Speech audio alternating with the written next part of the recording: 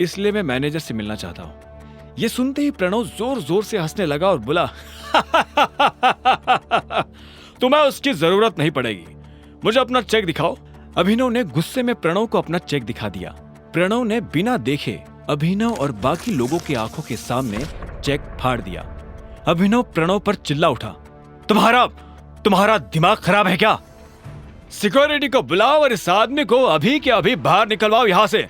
फर्जी चेक लाकर बैंक वालों को बेवकूफ बनाता है। अभी पुलिस बुलाकर तुझे अंदर करवाता हूँ। इधर अभिनव ने अपने फाड़े गए चेक के टुकड़ों को मुट्ठी में भरा और गुस्से में अपनी मुट्ठी भींच ली। इतने में सिक्योरिटी वाले आए और उन्होंने अभिनव को चारों तरफ से घेर लिया।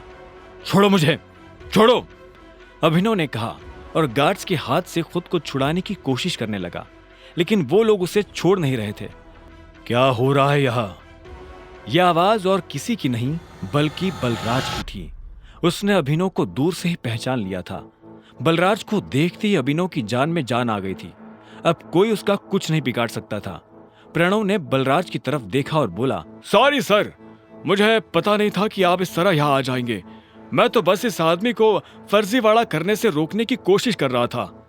यह सुन बलराज ने अभिनव को ऊपर से नीचे तक देखा और फिर गार्ड्स की तरफ देखते हुए बोला, छोड़ दो उसे, बलराज ने कहा और मैनेजर के कैबिन की तरफ बढ़ने लगा।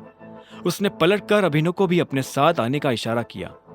अगर इसने कुछ गलत किया है तो इस बारे में मैनेजर को पता होना चाहिए। अगर तुम अपने लेवल पर एक्शन लोगे तो हो सकता है कि मैनेजर बुरा मान जाए।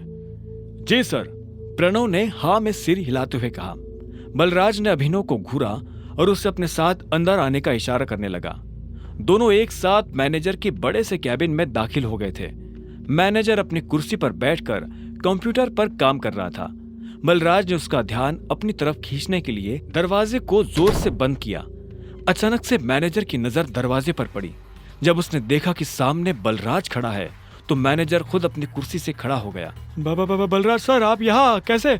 मुझे बुलवा लिया होता। बलराज ने उसे खींचते हुए देखा और बोला, वैसे तो मैं यहाँ कुछ काम से आया था, लेकिन बाहर जो मैंने तमाशा देखा तो मुझे लगा कि पहले उसके बारे में तुमसे बात कर लेनी चाहिए। तुम्हें पता है ये साहब कौन है? मैनेजर ने अभिनव की तरफ देखा। उसकी नजर उसके चेहरे से फिसलते हुए उसके हाथों और आखिर में उसकी अंगूठी पर चली गई। जैसे उसने अंगूठी पर बने उस निशान को देखा तो मैनेजर का मुंह खुला का खुला रह गया। उसके मुंह से निकला, बाप रे बाप, ये टाइगर है। ये कौन है? अभिनव ने बलराज से पूछा। ये उस टीम का आखिरी हिस्सा है जिस टीम के तुम कैप्टन हो, टाइगर।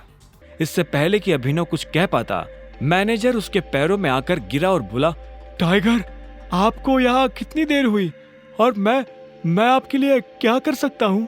फिलहाल तो आप मेरे पैरों में से उठ जाइए। आपको और इनको छोड़कर किसी को नहीं पता कि मैं टाइगर हूँ, अभिनव ने कहा। यह सुनते ही मैनेजर अपनी जगह पर खड़ा हो गया और बोला, आपको देखकर बहुत अच्छा लगा। अब आप आ गए हैं तो हमें जरूर इस मुसीबत से बाहर निकाल ही लेंगे। वो सब तो ये कर ही लेंगे, लेकिन उससे पहले आपको अपने नौकरों को सबक सिखाना पड़ेगा, क्योंकि अगर मैं सबक सिखाने पर आ गया तो आपको पता ही है क्या होगा, बलराज ने कहा। और अभिनव के साथ जो हुआ उसने मैनेजर को सब बता दिया। ये सुनते ही मैनेजर का खून खौल उठा। उधर जब अभिनव और बलराज मैनेजर के कैबिन में खड़े थे, तब इधर एक हट्टा कट्टा सा आदमी स्विमिंग पूल में काला चश्मा लगाकर खड़ा था। उसकी आंखों पर चश्मा, गले में सोने की मोटी चैन और बगल में विस्की का ग्लास था। वो आदमी लड़की के गालों को सहला रहा था। तभी उसे किसी के पैरों की आवाज सुनाई दी। उसने देखा उसका सेक्रेटरी भागते हुए उसके पास आ रहा था। सेक्रेटरी उस आदमी के पास आया और बोला, सर, अभी खबर मिली है कि टाइगर लौट आया है। यह सुनते उस आदमी का हाथ रुक गया। उसने लड़की के गाल पर से हाथ हटाया और हाँ में सिर हिलाते हुए सिगार पीने लगा। आप कहते हैं तो? सेक्रेटरी आगे कुछ कहता उससे पहले उस आदमी ने कहा, अभी नहीं, अभी तो आया है, थोड़ा उछल कूद करने दो, पर हाँ, इस बार उसे पिंजरे में डालने की गलती नहीं करनी है।